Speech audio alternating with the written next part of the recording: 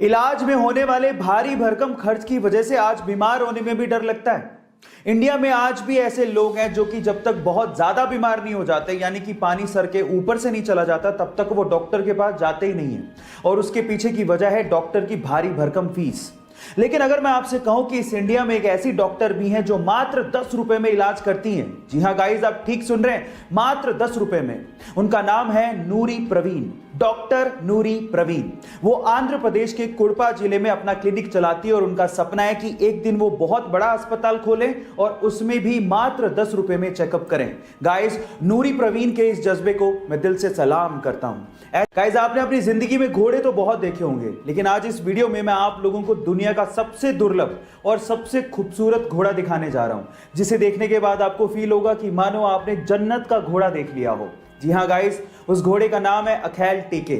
मूलतः इस नस्ल के घोड़े तुर्कमेनिस्तान में पाए जाते हैं। यह घोड़ा इतना दुर्लभ है कि पूरी ही दुनिया में इस नस्ल के घोड़े मात्र 1250 ही हैं। इसकी बॉडी मेटल के जैसी चमकती है, मानो ये लाइट को रिफ्लेक्ट कर रही हो। सच में बहुत ही खूबसूरत है। आपको इस घोड़े को देख के कैसा लगा, चैट सेक्शन में जरूर लिखिएगा। गाइस, अक्सर इंडिया में जब लोग बीमार पड़ते हैं ना, तो वो डॉक्टर के पास जाने की बजाय सीधे दवाई की दुकान वाले भैया के पास चले जाते हैं। उसे अपनी बीमारी बताते हैं और उसे दवाई ले आते हैं। कभी कभार हम उससे ठीक भी हो जाते हैं, लेकिन कभी कभार उसके भयंकर परिणाम भुगतने पड़ते हैं। अब इसी से रिलेटेड मैं आपको एक बहुत ही इंपॉर्टेंट इंफॉर्मेशन देना चाहता हूं। अगर अगली बार आप डॉक्टर की पर्ची के बिना किसी दवाई की दुकान पर जाएं, तो प्लीज दवाई खरीदने से पहले उसे पलटकर रेड स्ट्रिप यानी कि लाल पट्टी जरूर चेक कर लें। अगर उस दवाई के ऊपर रेड स्ट्रिप यानी कि लाल पट्टी बनी हुई है तो उसे ना खरीदें, क्योंकि उसका मतलब ही यही है कि उस दवाई को जिसके ऊपर रेड स्ट्रिप या लाल पट्टी बनी है, बिना डॉक्टर की सलाह के ना तो खरीदा जा सकता है, ना ही इस्तेमाल किया जा सकता है। एंटीबायोटिक के गलत इस्तेमाल को रोकने के लिए दवाइयों के पीछे रेड स्ट्रिप यानी कि लाल पट्टियों का इस्तेमाल किया जा रहा है। एक स्ट्रगलिंग एक्टर जिसके पास ना काम था ना पैसा, मजबूरी में आकर उसे अपनी बीवी के गहने बेचने पड़े। मकान मालिक ने घर से बाहर निकाल दिया, इसलिए रातें उसे बस स्टॉप पर रहकर गुजारनी पड़ी। अपनी भूख मिटाने के लिए उसे $25 में अपना फेवरेट कुत्ता तक बेचना पड़ा। लेकिन एक दिन उसने मोहम्मद अली का मैच देखा। उससे इंस्पायर होकर 20 घंटे लगातार बैठ के उसने स्क्रिप्ट लिखी और स्क्रिप्ट को लेकर एक प्रोड्यूसर के पास गया। उस प्रोड्यूसर को स्क्रिप्ट इतनी पसंद आई कि वो उसके लिए $1,25,000 देने को तैयार था। लेकिन इस बंदे ने शर्त रख दी कि इस मूवी में लीड रोल वही करेगा, जो कि प्रोड्यूसर को नागवार था। उस प्रोड्यूसर ने उसे कहा कि मैं तुम्हें $2.5 लाख देने को तैयार हूं स्क्रिप्ट के लिए, लेकिन वो बंदा टस से मस नहीं हुआ। फाइनली उसे हीरो बनाया गया उस मूवी में और मूवी को रिलीज किया गया। उस मूवी का नाम था रॉकी, जो कि सुपर हिट साबित हुई। बंदे का नाम है सिल्वेस्टर स्टेलोन। जिस बंदे को $25 के लिए अपना कुत्ता बेचना पड़ गया था, आज वो $500 मिलियन का मालिक है ना इंस्पायरिंग बात। हम जिंदगी में बहुत बार हार जाते हैं, गिर जाते हैं और कभी कभार तो हम लोग उठने की कोशिश भी नहीं करते। और जब वक्त निकलता है तो हम सोचते हैं कि काश एक बार और मैंने कोशिश कर ली होती।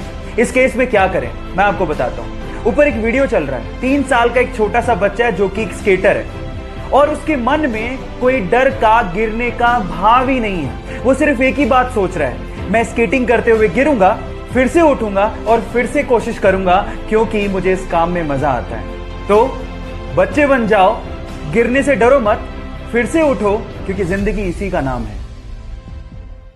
सन 1954 में 92 यात्रियों के साथ एक फ्लाइट जर्मनी से ब्राजील की तरफ उड़ान भरती है। 18 घंटे का यह सफर था, लेकिन महीनों निकल गए, वो फ्लाइट कभी लैंड ही नहीं हुई। लोगों ने मान लिया था कि नीला आसमान उस फ्लाइट को निगल चुका है। फाइलें बंद, सेंटियागो की फ्लाइट्स पूरी तरह से बंद कर दी गई। लेकिन उसके बाद जो हुआ आप लोगों को सुनना चाहिए।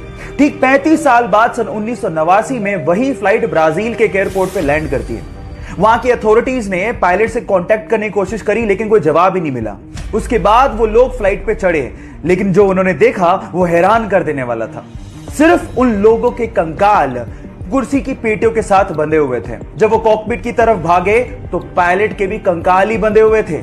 अब सवाल यह है कि अगर पायलट के कंकाल ही बंधे हुए थे तो फ्लाइट लैंड कैसे हुआ?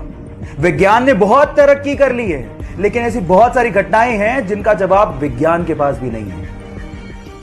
बचपन से उसके पापा उसे म्यूजिक कॉन्सर्ट में लेके जाया करते थे, जिसकी वजह से म्यूजिक में उसका इंटरेस्ट बढ़ चुका था। अब वो सिंगर बनना चाहता था, लेकिन प्रॉब्लम ये थी कि वो बचपन से ही हकलाता था, जिसकी वजह से स्कूल के सारे बच्चे उसे चिढ़ाया करते थे। एक दिन उसके पापा ने उसे एमएनएम का सीडी लाके दिया, जिसे प्ले करने के बाद वो हैरान रह गया कि कोई बंदा इतना तेज कैसे गा सकता है। उसके बाद एमिनेम से इंस्पायर्ड होकर उसने स्पीच थेरेपी ली और सिंगर बनने के लिए लंदन चला गया। फिर अपनी एल्बम प्लस से उसने लोगों के दिलों में अपनी जगह बनाई। उसके बाद उसने पीछे मुड़ के कभी नहीं देखा। फिर उसके बाद अपनी एल्बम मल्टीप्लाई के लिए उसने 2 ग्रैमी अवार्ड जीते और अपनी एल्बम डिवाइड के शेप ऑफ यू सॉन्ग से पूरी दुनिया में छा गया। Yes guys, I'm talking about